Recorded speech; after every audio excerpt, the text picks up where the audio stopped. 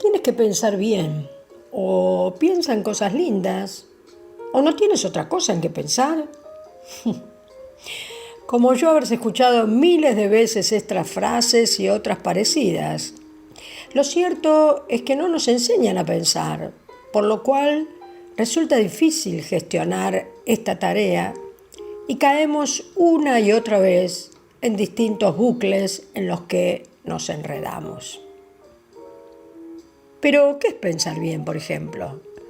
Pensar en hacerle bien a todo el mundo, querer que me vaya bien a mí en el día o en algo que tengo entre manos, o pensar en eso que me dijeron que me conviene. Y pensar en cosas lindas, ¿cómo cuáles? Traer a la memoria un recuerdo en el que disfrutamos, o pensar que algún día seré feliz nuevamente, o pensar que me irá bien en esa entrevista de trabajo o encontrarme con alguien que quiero. ¿No tienes otra cosa en que pensar? A ver, proponme tú una que no sea una generalización. Somos maravillosos aconsejando, como dicen aquí, chorradas a los demás, pero porque ni siquiera decimos cosas semiprofundas para que la persona reflexione. No, es cuestionarla sin darle ninguna alternativa saludable. ¿Te suena conocido? Entonces se trata, como decía antes, que tenemos que aprender a pensar nosotros y también los que nos aconsejan. ¿Y cómo aprendemos a pensar? A ver, vayamos haciéndolo juntos.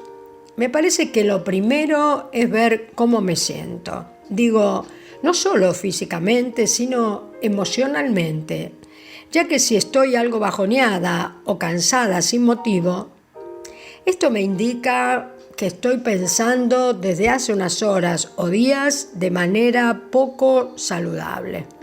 Tal vez escuchando la voz del recuerdo, de ese recuerdo culposo, o esos que te llevan hacia adelante, a las múltiples tareas que te esperan en la semana o días siguientes, y entonces te susurran que tal vez no seas capaz de cumplir con todo. Una vez identificados los pensamientos ladrones que se meten sin que los llames y se quedan a vivir si no los desalojas, ya veremos cómo hacer esto luego.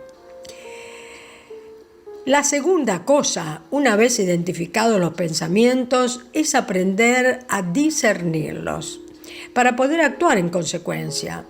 Si los pensamientos vienen de una instancia parental, es decir, ese padre exigente introyectado que nunca se satisfacía por más que hicieras las mil y una cosas, porque ese es el tema de la exigencia, nunca se satisface, por lo cual deberás elegir descalificar esos pensamientos que te exigen aún hoy y te encierran en un agobio que puede deprimirte, aislarte o poner en el cuerpo toda la dolencia en forma de síntomas. O puedes también elegir decir quiero hacer esto o no lo quiero, es decir, cambiar la exigencia por algo que tú eliges hacer. Ya no será tengo que hacer tal cosa o cual cosa, sino quiero hacer esta cosa. Suena distinto, ¿verdad? En este último caso, te haces cargo de una elección que tú mismo haces. A veces será necesario revisar los pensamientos y si no te sirven o no son saludables para ti, cambiarlos. Por lo tanto, tal vez tengas que cambiar alguna opinión que has tenido y tal vez mantenías pensando precisamente que estaba bien o por no querer revisarla y cambiarla. Encierra sabiduría reconocer que no siempre acertamos y por lo tanto pensamos de manera correcta, sino todo lo contrario. Por lo cual, no seamos necios y revisemos para poder cambiar.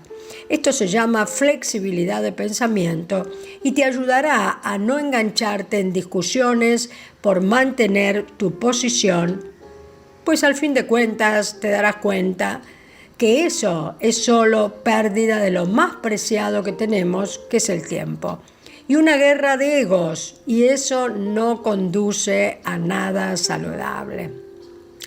A veces también culpamos a los otros o a la mala suerte sin darnos cuenta que toda acción fallida tuvo detrás de sí un pensamiento perdedor. Aprender a pensar también significa elegir algún pensamiento sapiensal, alguna frase que edifique tu vida y repetirla como un mantra, y no solo que sea una frase motivadora, ya que cuando la motivación se va, te pueda quedar incorporada esa frase y puedas accionarla. Recuerda que solo los pensamientos que se transforman en acciones saludables son los realmente valiosos. Puedes tener la cabeza llena de pensamientos alborotadores que te llevan de aquí para allá y no poder contactar con ninguno para ver si puedes poner en práctica, sí o no, alguno de ellos. La idea es que el trabajar de la manera que vimos con los pensamientos hace que te vuelvas más coherente, reflexivo, profundo y que cuando acciones lo hagas desde el convencimiento que estás llevando a cabo lo mejor para albergar en tu mente. Sintetizando y haciendo una lectura espiritual del tema, cultiva pensamientos saludables y desarrolla hábitos fruto de esos pensamientos. Ahora bien, ¿cuáles son, dirás tú finalmente, los pensamientos saludables? Bueno, primero, busca llenar tu mente de pensamientos de paz. Y otra vez me repetirás, ¿y eso de dónde lo saco? Escucha, en medio de las preocupaciones que se agolpan en mi mente, o sea, de estos pensamientos ladrones, tú me das consuelo y alegría, dice el Salmo 94, 19. Rechazo todo pensamiento rebelde y lo llevo sujeto a Cristo, dice 2 Corintios 10, 5b. Segundo, persevera en este proceder, repitiendo estos u otros versículos que elijas hasta que crezca la palabra de paz en tu vida.